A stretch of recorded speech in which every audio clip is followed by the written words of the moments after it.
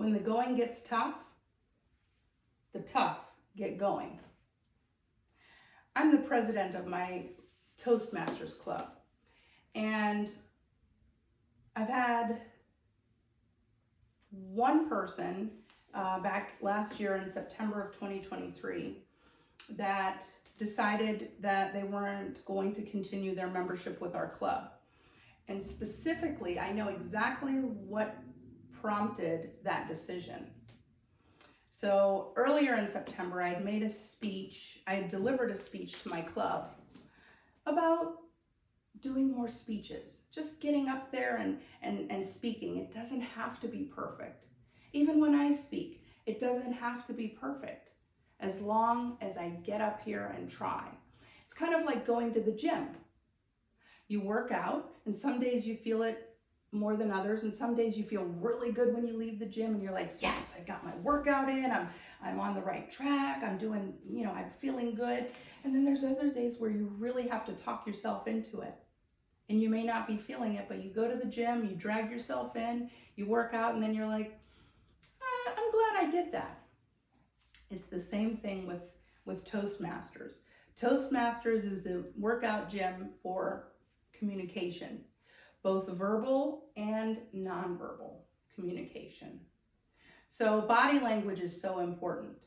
If someone is hunched over, they're kind of like not confident, maybe they don't have that posture to stand up straight and be proud. Or maybe if someone's kind of like, this is taking a long time, nonverbal gestures. And it's important to try to get to where your nonverbal cues or gestures are congruent or match up with your verbal communication. So in September, when I delivered that speech about delivering speeches, and I talked about nonverbal, body language and things, and what it all means, and what am I saying with my body language when I'm doing certain gestures or certain positions, right? What are you picking up on? So those are body language things that are very important, that people see, and it communicates. So I had a person that said, you know what, I'm not going to continue my membership. And as the leader of the club, I know exactly what it was that made that person. They were fearful and they didn't want to have to get up and speak. And they knew that the pressure was going to be on from me to just get up and speak. It doesn't have to be perfect. As a matter of fact, I don't know that any speech is ever going to be perfect. But the important thing is to get up and try. And for that, I'm grateful if someone gets up and just delivers a speech. Fast forward to right now, the present. I delivered a speech the other night it was a dedication to one of my fellow Toastmasters. And in that speech, I talked about how this Toastmaster is loyal. And I believe that loyalty comes from me being loyal to the club.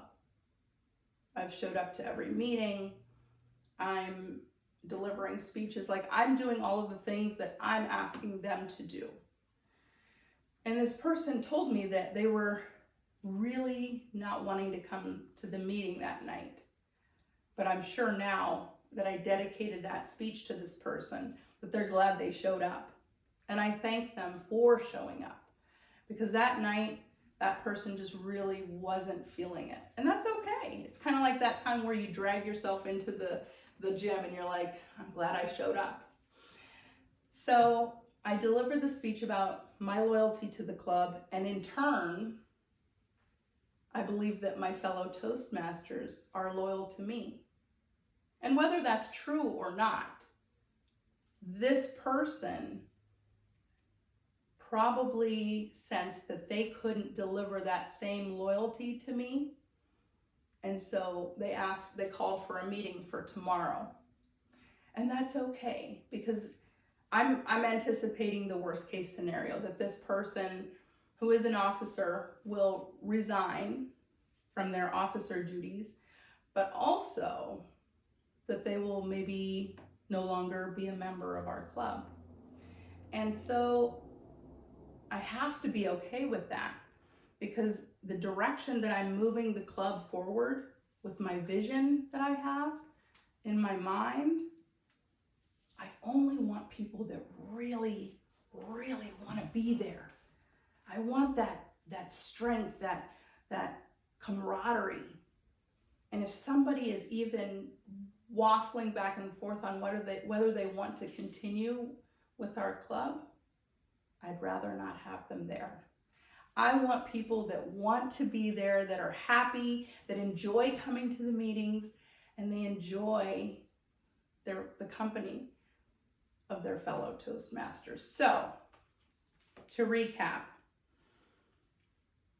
words are powerful, and some of the speeches that I've delivered, I know, have made people uncomfortable. And that's okay, because I have to be able to express myself just like the next guy or girl. And so I want to just say that I do these videos to gain strength for myself. And really, I'm just doing these videos for myself, because an hour ago I was not okay, because this person that has called the meeting with me, they've been dodging me. I've been trying to communicate with them since November, maybe even October. And every time I call for a 10 or 15 minute meeting, they can't even make that meeting. They're the first one to respond and say, I can't make that meeting, I'm doing something. I can't make that meeting, I'm with family. I can't make that meeting. So what can you do in a member organization when it's volunteer? The level of accountability, you can only do so much. Now, if it were a paid position, that would be different, but that's okay. Again, I want people to be there that really, really want to be there. And so, words are powerful. People internalize what they see, gestures, and verbal communication. And it's powerful stuff. I've learned in Toastmasters that communication of all types are very powerful. How do you think people communicate who don't even speak the same language? Maybe you've traveled to another country and you don't speak the language, and you have your little translation book and you're like, and you're mispronouncing words, but they still understand your gestures. You know, food or drink, they understand. Or where can I go dance? People understand this, right? So think about what are you communicating to the world? Maybe after you get out of the shower in the morning, maybe practice some gestures. What are some of the common nonverbal gestures that you make? Maybe you have a tic. Maybe you do something. My son has this thing where he puts his tongue underneath his lip, and that's his way of working through stress.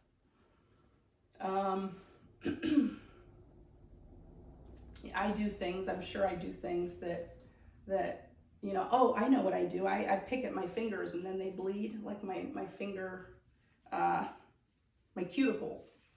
And, you know, that's nonverbal. We all have something that is nonverbal that we do to manage stress or manage life. So thank you for listening to this long video. I appreciate your time. Come back for more. Cheers.